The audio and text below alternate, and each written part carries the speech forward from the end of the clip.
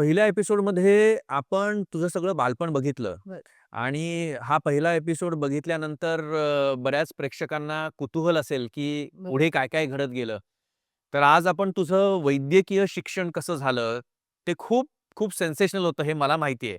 पण मलाही त्यातल्या न माहिती असलेल्या गोष्टी आज कळाव्या असं वाटतं आहे. बरं, आणि त्यामुळे मी स्वतःच खूप क्युरियस आहे, की आज आपण काय-काय डिस्कस करणार आहे. बरं. तर तू एम-बी-बी-एसला बी-जे मेडिकल कॉलेजला आलीस.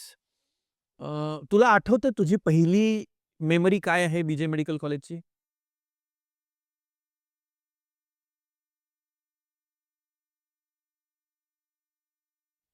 बी-जे मेडिकल कॉलेज पुण्यात आहे, तुला माहितीच आहे. पण मला पुणं पूर्ण नवीन होतं आणि मला एक सोडवायला मिनिट हां, 1 मिनिट इंटरप्ट करतो. तुला सोडवायला कोण आलं होतं? कोणी आले नाही.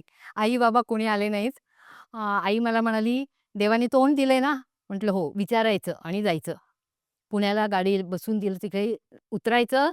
बाहेर पडल्यानंतर विचारायचं, "जवळ आहे बी-जे मेडिकल कॉलेज. ससून हॉस्पिटल कुठे आहे?" विचारायचं आणि जायचं. "सामान जास्ती नेऊ नको. नुसते कपडे घेऊन जा. बाकी सामान नंतर आम्ही आणून देऊ किंवा नंतर तिथेच घे."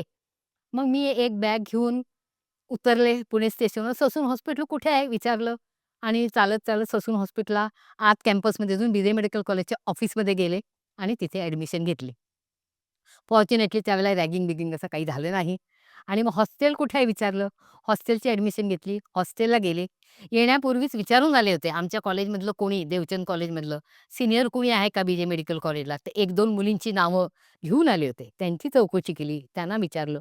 असा माझा पहिला दिवस होता मेडिकल कॉलेजलाचा. इथे ना आपण तू डीन म्हणून पण काम केलेलं आहेस. हो, त्यामुळे तू डीन म्हणून 10 वर्ष जेव्हा होतेस, हो, तेव्हा बरीच नवीन दरवर्षी विद्यार्थी हो. ॲडमिशनला येत होते. तुझा तो ॲडमिशनचा पहिला दिवस हं. आणि आजचा मुलांचा ॲडमिशनचा पहिला दिवस, तुला काही फरक जाणवतो? निश्चित खूपच जाणवतो. म्हणजे मला आश्चर्यच वाटतं. आता तर आई-वडील दोघं येतात किंवा आई येते बरोबर आणि ते थांबतात.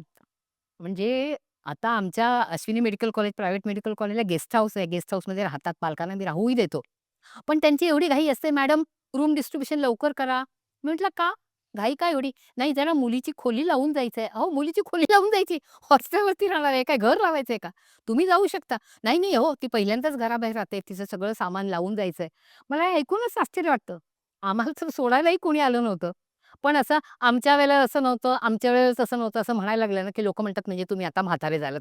त्यामुळे मी तसं काही म्हणत नाही. मी फक्त त्या आईनं समजावून सांगायची, "हो तशी काही आवश्यकता नाही. आम्ही आहोत इकडे. आम्ही काळजी घेऊ तुमच्या मुलीची. तुम्ही बिनधास्तपणे जा." पण जाताना ती मुलगीही किंवा तो इव्हन मुलगा मी म्हटलं ते रडतात. आई-वडीलही रडतात. म्हटलं, "अरे, आयुष्यात त्यांना ह्याच्यापुढे एकटं-एकटंच सामना करायचा आहे. आता त्यांना 18 वर्ष पूर्ण होतील. ते काय आयुष्यभर तुम्ही त्यांच्याबरोबर राहणारच का? एवढी रडारडी कशाला करताय? आनंदाची गोष्ट आहे ते मेडिकलला ॲडमिशन मिळालेली आहे." असं माझ्या मनात मात्र निश्चित येतं. मी जरी बोलत नसले काही. खूपच फरक पडलाय नीरज. पण मी सांगितलं ना, हा माझ्या वयोमानामुळे मला फरक वाटत असेल. पण आता खूप कल्चरमध्येच फरक पडलाय आणि मगाशी मी सांगितल्याप्रमाणे we have to accept the situation as it comes. त्याच्यामुळे ठीक आहे, आता हे बदलतं कल्चर आहे. नाही, कदाचित मला असं वाटतंय, की त्यावेळेला तुम्ही 6 जण होता. आता 1 किंवा 2च असतात.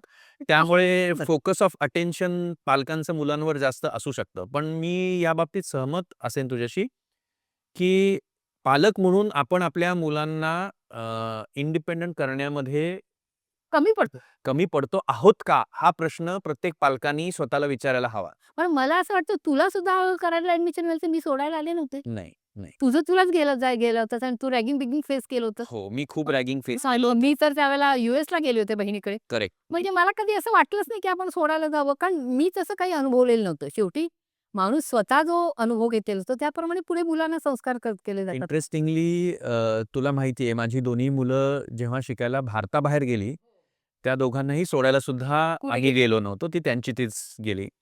आता हे कुठून कसं येतंय ह्याचे कोरिलेशनचे डॉट्स हां, कारण आता अगदी आई-वडील सोडायला येतातच आणि खूप आग्रह करतात, "हे असं करा, तसं करा. तिचे पार्टनर कोण पाहिजे? तिच्या गावचेच द्या. तिचे मैत्रीण-मैत्रीण देता येणार नाही का?"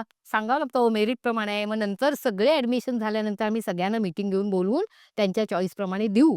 पण सुरुवातीला मेरिटप्रमाणे जसे-जसे येतील तसे आम्ही त्यांना राहायला देऊ आणि सगळे राउंड्स पूर्ण झाल्याशिवाय फायनल डिस्ट्रिब्युशन करणार नाही.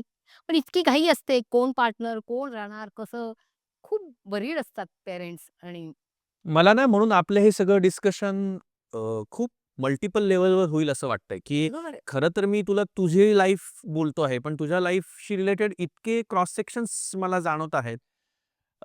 एपिसोड बघणाऱ्या सगळ्यांना मला हे सांगायचंय, जर एपिसोड बघणारे कोणी मेडिकलचे विद्यार्थी असतील, तर आजकाल आता रॅगिंग होत नाही. रॅगिंगचे नियम खूप स्ट्रिक्ट बदललेलं आहे. झालेले आहेत. रॅगिंग करणं ही आता सरळ गुन्हा आहे. गुन्हा आहे. बिनधास्त एकटे तुमच्या कॉलेजला जा. तुमचे आई-वडील जर तुम्हाला म्हणत असतील, की आम्ही तुम्हाला सोडायला येतो, तर ते त्यांच्या बाजूनी योग्य आहेत. मी असं म्हणणार नाहीत, की तुम्ही त्यांना लगेच झटकून टाका. पण मी आई-वडिलांनाही असं सांगेन, की उलट तुम्ही तुमच्या मुलांना इंडिपेंडंट होण्यासाठी मदत करत आहात. कारण जेव्हा ते डॉक्टर होणार आहेत, डॉक्टरीचा ताण फेस करणार आहेत, तेव्हा त्यांना एकट्यालाच हे सगळं झेलायला लागणार आहे. हे आत्मनिर्भर भारत व्हायचं जे आहे, आपण स्वतः आत्मनिर्भर व्हायला पाहिजे. हो आणि एक महत्त्वाचा बदल काय होतोय माहिती आहे का, की आता नंबर ऑफ मेडिकल ॲडमिशन्स खूप होत आहेत आणि नंबर ऑफ मेडिकल ॲडमिशन्स खूप असल्यामुळे फर्स्ट जनरेशन डॉक्टर्स खूप सारे होत आहेत. तूही मेडिकल कॉलेजला तुझ्या हे बघितलं असेल, की तू जेव्हा ॲडमिशन घेत होतीस, तेव्हा डॉक्टरची मुलं होती तुमच्या कॉलेजला शिकायला? होती, थोडी होती, फार होती असं नाही. आता डॉक्टरची मुलं असतात, इतरही असतात. अजूनही ना मेडिकल ॲडमिशनची क्रेज खूप आहे. आता खरं एवढी मेडिकल कॉलेजेस वाढतायत आणि एवढी मेडिकल ॲडमिशन्स वाढलेत, की मला खरंच वाटतं की थोड्या दिवसांनी डॉक्टर्स पण अक्षरशः गल्लोगल्ली होणार आहेत. आणि विचार न करता केवळ डॉक्टर व्हायचंय म्हणून डॉक्टर घालतात. म्हणजे आपण आता जसं-जसं बोलू तसं येईल, पण माझ्याकडे विचारायला काउन्सिलिंगला साठी येतात, म्हणजे डीन म्हणून निवृत्त झाल्यामुळे. 140-150 मार्क पडलेले असतात. तिचं लहानपणापासूनचं स्वप्न आहे डॉक्टर व्हायचं. मग मेडिकलला घालू का? अरे कशासाठी? ती पुढे सस्टेन करू शकणार आहे का? आणि तुमचं घरचं काही हॉस्पिटल आहे का, की जिने मेडिकल व्हायलाच पाहिजे? काही नसतं. नाही आम्ही जमीन विकू, अमकं करू, पण मुलाला डॉक्टर करायचं स्वप्न आहे. तिचं लहानपणापासूनचं स्वप्न आहे. असं काहीतरी डोक्याशी घेऊन मेडिकल व्हायला येतात. कुठल्याही फील्डमध्ये माणूस जर हुशार असेल तर चमकू शकतो असं मला वाटतं. डॉक्टरच व्हायला पाहिजे असं काही नाही, असं माझं मत आहे.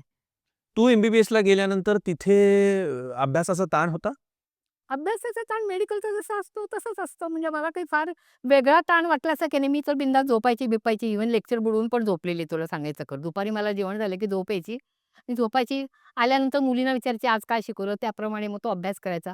रोजचा अभ्यास करायचा. कारण ती मला लहानपणापासूनच सवय होती. रात्री लवकर झोपायचं, सकाळी उठून अभ्यास करायचा. म्हणजे माझ्या वर्गमैत्रिणी मला म्हणायच्या, "अगं तू सकाळी 5:00ला उठून काय जर्नल कंप्लीट करत बसते?" म्हणजे तुम्ही रात्री कंप्लीट करत बसतात. मी सकाळी कंप्लीट करते. मला सकाळी उठायची सवय आहे. मला असं काही अभ्यासाचा ताण वाटला नाही. मी कुठेही एम-बी-बी-एसच्या कुठल्याही परीक्षेला फेल झाले नाही. मी अगदी पास होत गेले पूर्ण आणि म्हणजे आरामशीर पास होत गेले. असं काही मला ताण आला असं मला तरी काही आठवत नाही.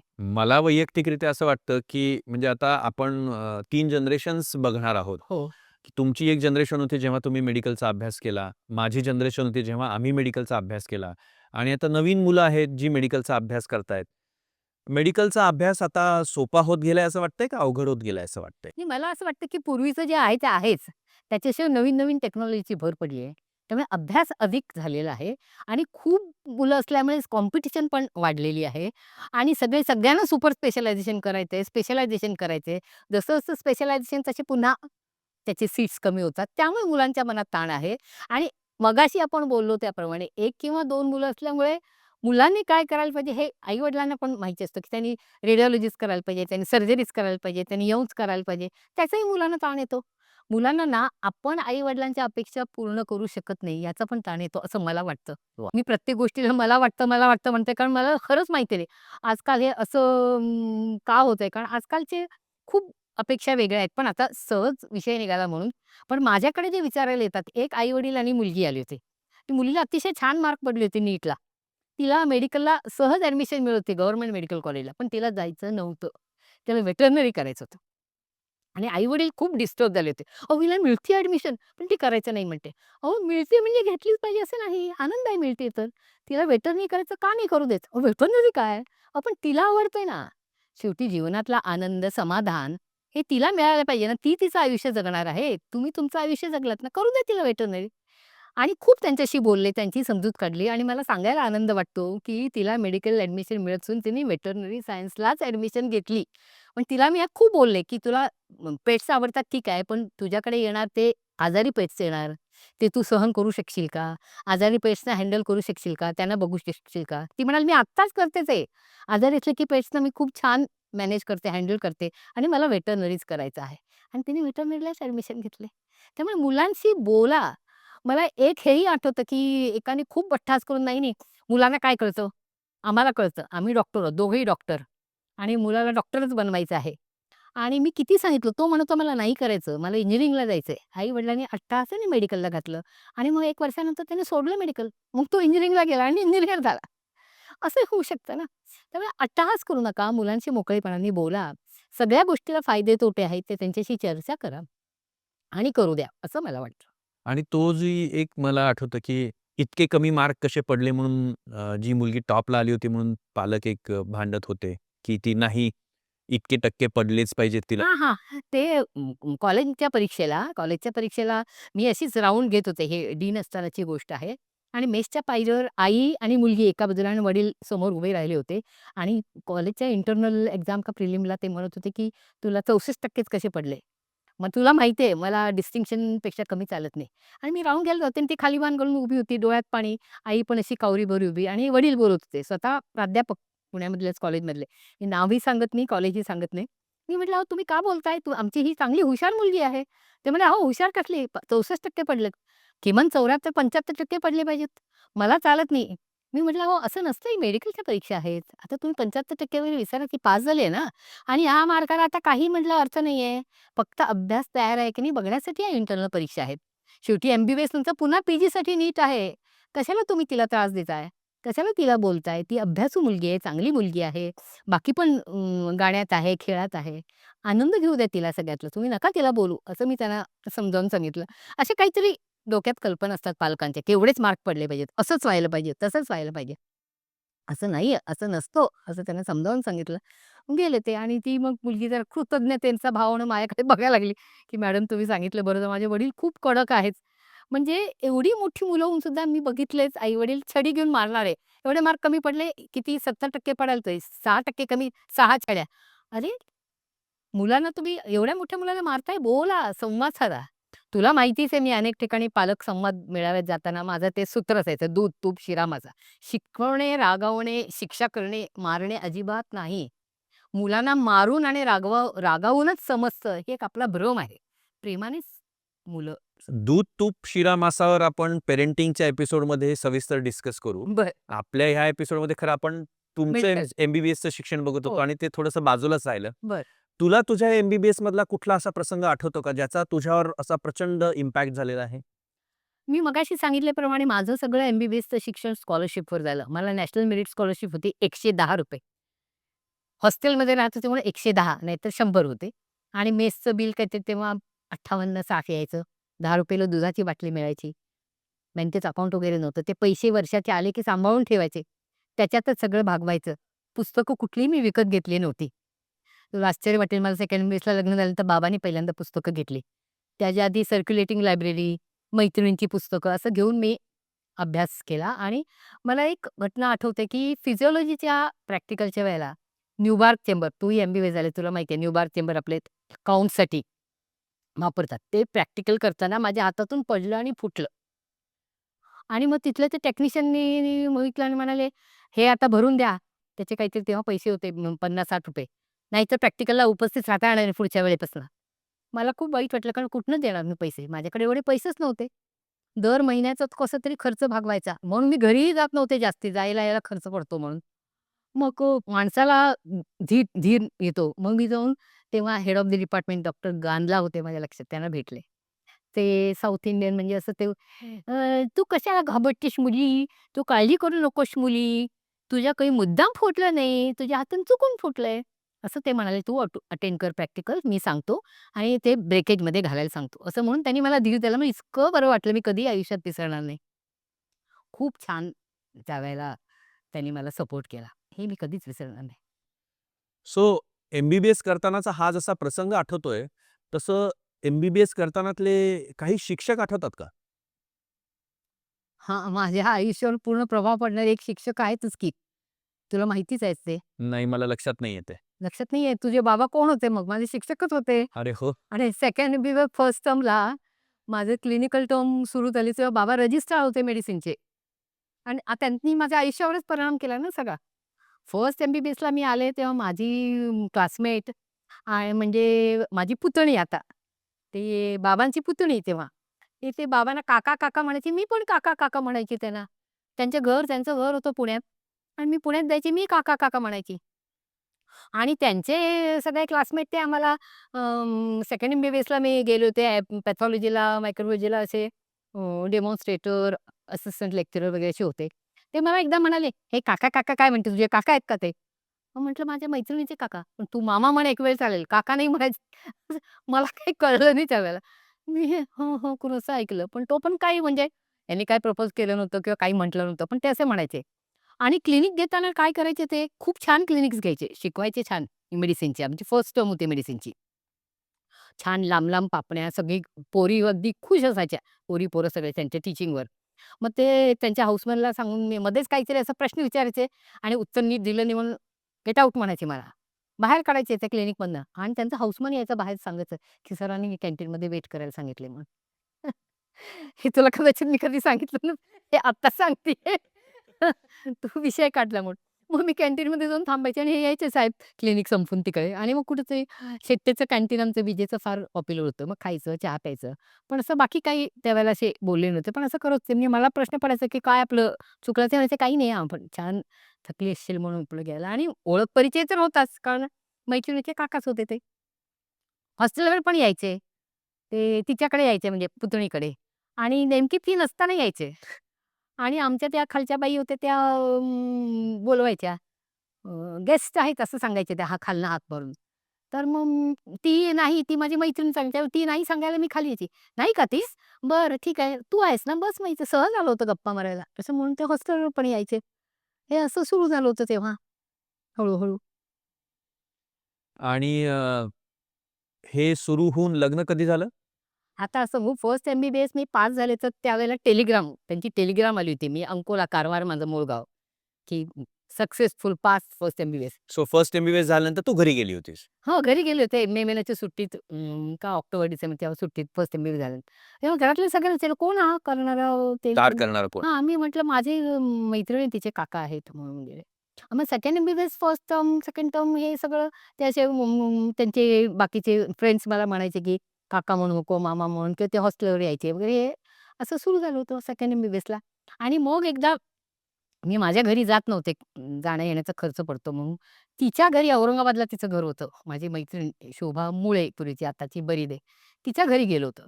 तेव्हा हे पण आले तिकडे आणि तिच्या आजोळी एका जळगाव म्हणून असं नदी किनाऱ्यावर होतं. तिथे गेलो होतो. अगदी पिक्चरमध्ये शोभावी अशी स्टोरी. छान नदीच्या किनाऱ्यावर बसलेलं. मग त्यांनी अगदी मग हार्ट काढून, बाण काढून वगैरे असे प्रपोज केलं. आणि तू लग्न करशील? मला काही कळलंच नाही. Unexpected question. मी धो-धो रडायला सुरुवात केली. काहीच बोलले नाही. झालं मॅटर एंडेड देअर. तेवढं संपलं काम. आणि मग नंतर येता-जाता शोभा म्हणाली, "अगं माझे काका खूप सेन्सिटिव्ह आहेत. तू हो म्हण, काय म्हण." मी म्हटलं, "अगं काहीच आत्ता सेकंड एम-बी-बी-एस अजून काही विचार केले नाही." माझे बाबा फार कडक आहेत. शिक्षणाचं फार महत्त्व आहे. असे शिक्षण शिकत असताना असले काही भानगड केले म्हटलं तर त्याला बिलकुल चालणार नाही. त्यामुळे कठीण आहे अवघड आहे. असं. आणि बाय द टाईम तिच्या आईने यांना पण सांगितलं, की "अहो ती सारस्वत आहे, मासे खाणारी आहे. आपण ब्राह्मण देशस्थ म्हणून आपल्या घरात चालणार नाही." वगैरे. अशी ती चर्चा सुरू झाली. अशी सुरुवात झाली. पण मग झालं कसं? झालं कसं जुळलं कसं? जुळलं कसं तू तर झालं. नाही म्हटलंस असा त्याचा अर्थ झाला. मी नाही म्हटलं नाही, होही म्हटलं नाही. दिस इज साउंडिंग व्हेरी इंटरेस्टिंग हां. मलाही या सगळ्या गोष्टी नवीन कळतायत. तर मला तर खूपच इंटरेस्ट आहे, की झालं बाबांना कसं? बाबांना तो विचारायला पाहिजे होतं. बाबा नेहमी सगळ्यांना वेगवेगळी स्टोरी रंगवून पिक्चरच्या स्टोरीसारखं सांगायचे. तर मग काय, मग नेहमीसारखे त्यांचे जे मित्र सगळे होते, भिंगारे, चितळे ते मला एकदा त्यांनी बोलावलं. "अगं त्यांनी तुला विचारले ना?" म्हटलं, "हो." खाली म्हणा. "मग तू काय ठरवलं?" मी म्हटलं, "घरच्यांना विचार." "घरच्यांना काय विचारायचं? आता तू काही लहान आहेस का? तुझा तू निर्णय घ्यायला पाहिजे." म्हटलं, "अजून एम-बी-बी-एस नाही झालं, कसा मी निर्णय घेणार?" "काही नाही, निर्णय घ्यायला पाहिजे तू," वगैरे असं म्हणा. आणि बाय दॅट टाईम सुट्टीत घरी घेऊन येताना आईला बरं नव्हतं. आईची हिस्टेक्टमी झाली ससून हॉस्पिटलला. मेडिकल कॉलेजला म्हणजे घरातल्यांना वाटतं की डॉक्टरच झाली. त्यामुळे तिला मी अंकोल्याहून पुण्याला आणलं होतं हिस्टेक्टमीसाठी. आणि त्यावेळेला परत पिक्चरमध्ये शोभेल अशी स्टोरी.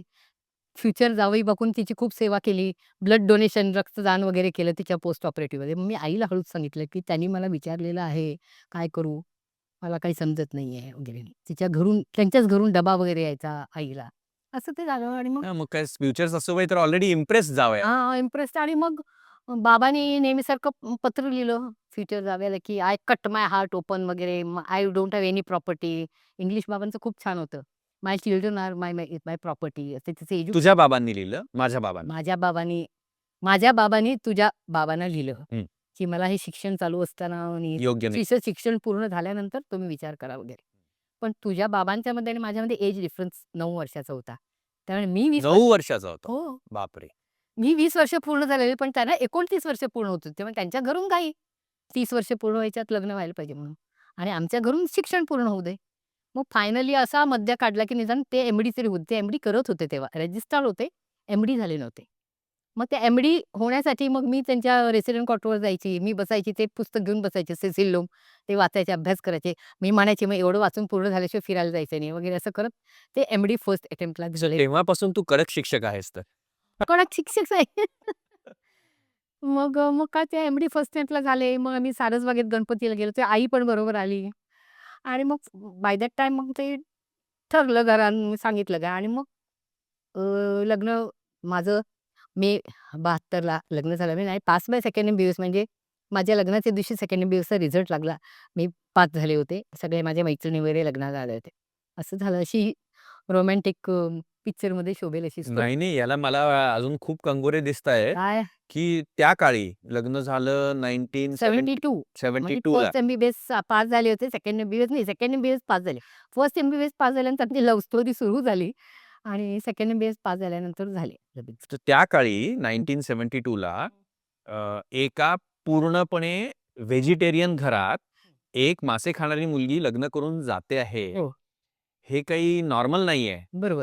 म्हणजे मला असं वाटतंय, की ही आता फ्युचर एक्सप्लोसिव्ह क्लॅशेसची बिगिनिंग आहे का काय? तर आपण ह्याला भरपूर वेळ द्यायला लागणार आहे. तर तुझं मॅरिड लाईफ, हां. तुझं त्याच्यानंतरचं आयुष्य, ह्याला आपण पुढचा एपिसोड देऊया. कारण ह्याच्यात परत आता नवीन खूप कंगोरे येतायत. मला एपिसोड आणि प्रेक्षकाचं होते. तुलाच हे इंटरेस्टिंग वाटायला लागले आहे का? ह्यातला भाग हा आनंदाचा आणि छान माझ्यासाठी एवढाच आहे, की तू इतका वेळ माझ्यासमोर बसून विचारतोयस आणि गप्पा मारतोयस. नाही आणि हा आपला आनंद आपण सगळ्यांबरोबर शेअर करणार आहोत आणि मला खात्री आहे, की सगळ्यांनाही त्याच्यात मजा येणार आहे. तर कुठेही जाऊ नका. पुढच्या एपिसोडमध्ये आपण बघूया, की ह्याच्यानंतर काय झालं.